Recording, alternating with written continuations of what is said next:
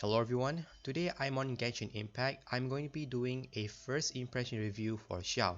Now this is going to be my first ever attempt to review a character in any of the games I played, so bear with me if I make any mistakes in this video.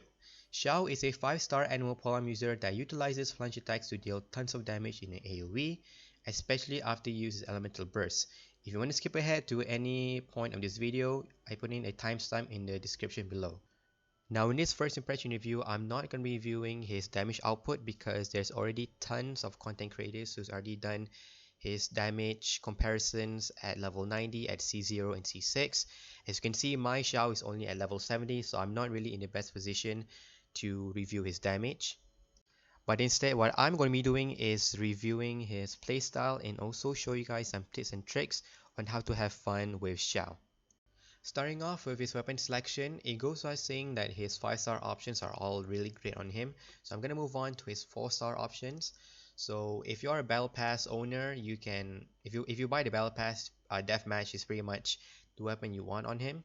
So it has slightly lower base attack than any other weapons, but the crit rate he gives, 36%, complements his innate crit chance, crit rate he has on his Ascension talent, which pretty much makes him easier to build with his artifacts so that you can focus more on crit damage and attack. If you're not a spender, you can use Favonius Lance. It's actually a not bad weapon on him. The base attack, you can see, is only level 80. It's slightly higher than the deathmatch. It also gives energy recharge, which could be useful for him when his elemental burst costs 70. It's pretty expensive, so the energy recharge passive and also the passive ability helps him fill up his elemental burst more often.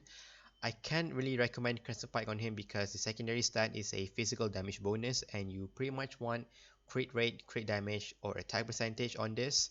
His normal attacks, which I'm going to be showing a clip of it, only ticks once or twice in every hit, which isn't really recommended to use Crescent Pike, unlike Xiangling and Zhongli, whose attacks have multiple hits, multiple ticks, which makes the passive Infusion Needle worth putting on them for a physical damage build.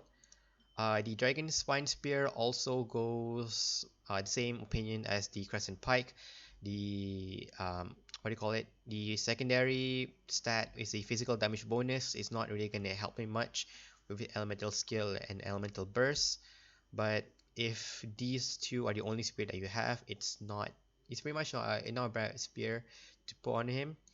Dragon's Bane, if you want to do some swirl, which I highly do not recommend, you can go ahead and use Dragon's Bane if you already have it level on your support Xiangling. You can go ahead and put it on Xiao until you can get a better spear on him. As for his artifacts, there's no question that the best set for him for now is the 2-piece Gladiators and 2-piece Viridescent. But if the main thing you need to focus on Xiao is basically animal damage, attack percentage, crit chance, crit damage, and also energy recharge. So even if you don't have these 2-piece sets, you can just go ahead and you can just improve them later for now. So my goblet, I have the animal damage goblet with a lot of crit damage, some attack, and elemental mastery, which isn't really that valuable on him. Swirl isn't really that strong. As for the circlet, you can use a crit damage or crit rate. Since I'm using deathmatch, I'm using a crit damage circlet with some crit rate subs. The other ones, high elemental mastery, as I said, not really the best stat. Defense might help him survive a bit, but you should really focus on mostly main stats. Now, the sense is where I'm divided between putting in attack sense or an energy recharge sense, because his elemental burst costs a lot, costs 70 energy. So it goes without saying that whether or not you have a support team to help fill up his burst, you go ahead and use an attack sense.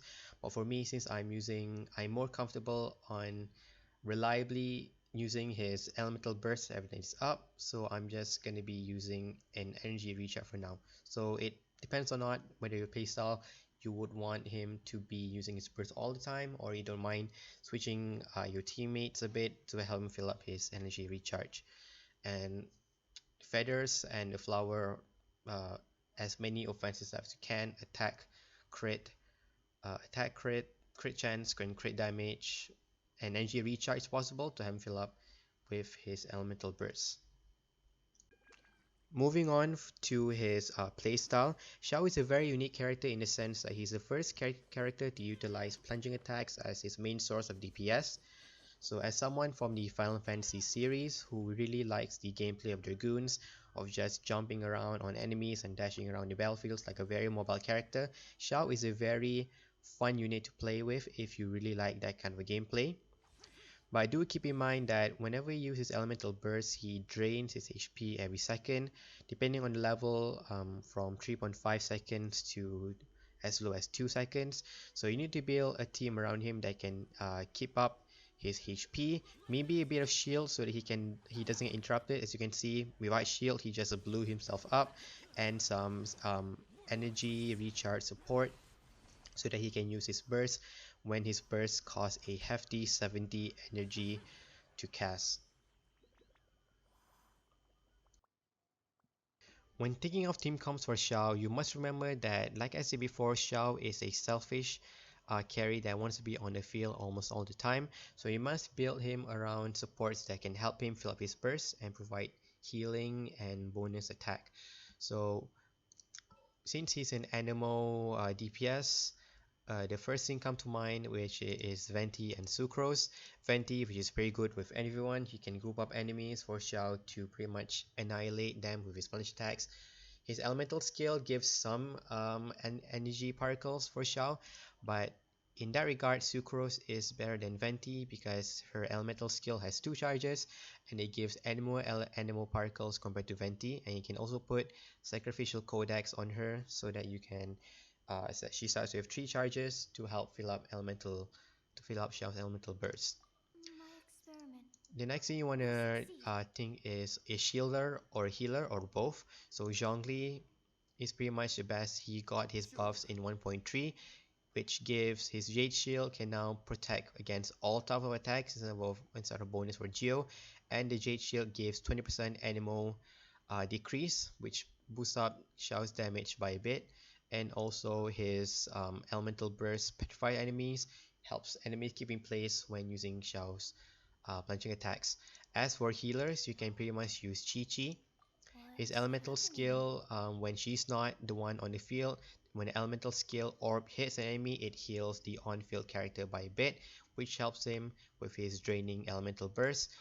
Bennett is also a pretty good unit to use, provides him with extra attack for his plunging attacks and also a bit of healing. You can also use Barbara if you don't have any of these characters, though her healing might not be that optimum compared to Bennett and Chi-Chi. And Xingqiu is also a pretty good unit with his elemental skill that gives some damage decrease, especially when Xiao's elemental burst decrease HP, and also when his swords break, it heals him by a tad bit. So personally, the team comp that I'm running right now is Xiao, Venti, Zhongli, and Bennett. So like I said, Venti is going to be pulling up enemies. Zhongli with his Jade Shield provides some interruption resist whenever he is in his burst mode, and of course Bennett with his burst that gives attack to Xiao, makes him deal a lot of damage and also some healing on the side. And now I'm going to talk about the tips and tricks that you can use with Xiao. If you didn't already know that if you're on a higher plane, as you can see Zhongli is on his pillar, the shield Mitachurl actually stops blocking and starts throwing slimes at you. You can use this to your advantage with any unit, but as for Xiao, you don't really need a higher plane since his elemental burst makes him jump really high. You can see when he jumps up in the air, the shield Mitachurl stops blocking and starts throwing slime at you. So you can basically use this to ignore their shields completely, especially the wooden shield Mitachurl. So you don't have to waste time having to put a pyro unit in your team. You can just use Xiao's plunge attacks to completely ignore their shields and just start dealing damage to the shield Mitachurls. Speaking of shields, you can also use Xiao's plunge attacks to destroy the Cryo and Geo Slime shields, so you don't have to bring a dedicated Claymore user to destroy them. You can just go ahead and use Xiao's plunging attacks while he is in his Yaksha mode. And finally, this has been circulating around Reddit and YouTube, but you can also use Xiao's elemental skill to attack the eye of the Ruin Guard and Ruin Hunter so that you can disable them if you don't really favor using bow users.